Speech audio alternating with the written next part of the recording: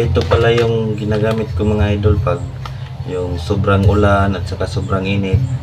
At saka ito yung ginagawa kong pangtubig dun sa mga baboy yan. Bitmin Pro. Kasi maganda to sa baboy mga idol para iwas sakit lalo na pag tag-ulan. At saka kung galing naman sa sakit yung baboy mo, pwede din to, Bitmin Pro. Kaya ang ginagawa ko rito, yung isang sachet kasi 20 grams to mga idol. 4 na beses ko to hinahati-hati ko, 4 na beses ko hinahalo sa ganitong galon.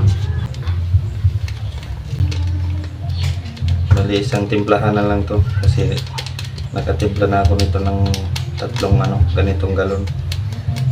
4 na beses ko na to tinitimpla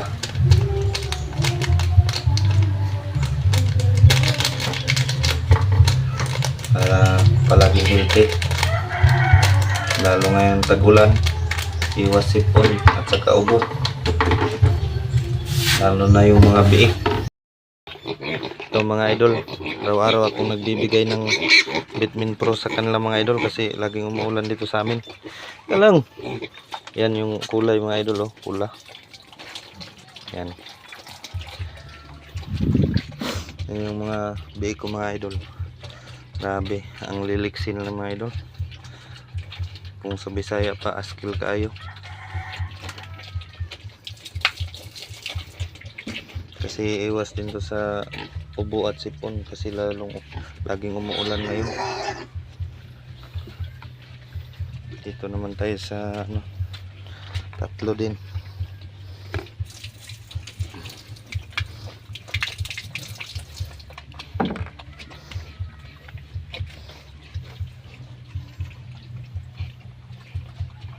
Ito yung mga maliliit mga idol, painumin natin.